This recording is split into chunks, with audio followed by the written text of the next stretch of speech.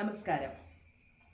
ഞാൻ ഈയിടെ വായിക്കാനിടയായ പ്രശസ്ത ചലച്ചിത്ര നടനും കഥാകൃത്തുമായ നമ്മിൽ നിന്നും അകാലത്തിൽ വേർപിരിഞ്ഞു പോയ സലീം കുമാറിൻ്റെ ഈശ്വര വഴക്കില്ലല്ലോ എന്ന പുസ്തകം ഞാൻ ഈയിടെ വായിക്കാനിടയായി.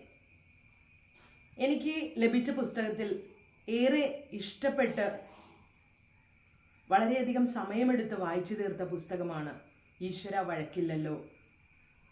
സലീം കുമാർ തൻ്റെ ജീവിതാനുഭവങ്ങളെ നർമ്മത്തിൽ ചാലിച്ചും ഒപ്പം ഓരോ ജീവിതാനുഭവങ്ങളിൽ നിന്നും വായനക്കാർക്ക് പ്രചോദനം നൽകുന്ന ഒട്ടേറെ ചിന്തകൾ ബാക്കി വെച്ചുകൊണ്ടുമാണ് ഈ പുസ്തകം നമ്മെ വായനക്കാരെ ഒരു പ്രത്യേക ജീവിത ലോകത്തിലേക്ക് കൂട്ടിക്കൊണ്ടു പോകുന്നത്.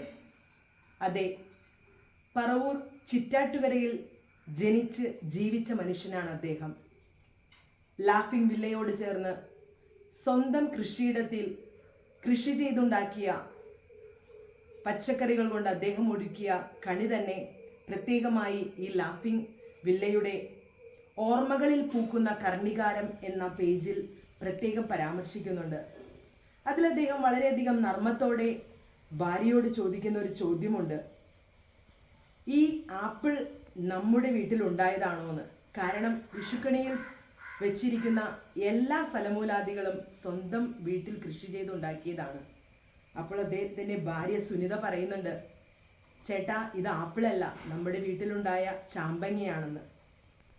തൻ്റെ നർമ്മം ഇവിടെയാണ് അദ്ദേഹം വ്യക്തമാക്കുന്നത്.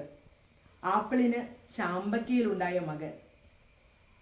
നമുക്കൊട്ടേറെ ഫലിത സിനിമകൾ സമ്മാനിച്ച ഈ നടൻ്റെ കയ്യിൽ നിന്നും പിറന്ന ഈശ്വര വഴക്കില്ലല്ലോ എന്ന ഈ പുസ്തകം തീർച്ചയായും നിങ്ങൾ വായിച്ചിരിക്കണം. നിങ്ങൾക്ക് ഇഷ്ടപ്പെടും. എല്ലാവർക്കും നല്ലൊരു ശുഭദിനം ആശംസിക്കുന്നു.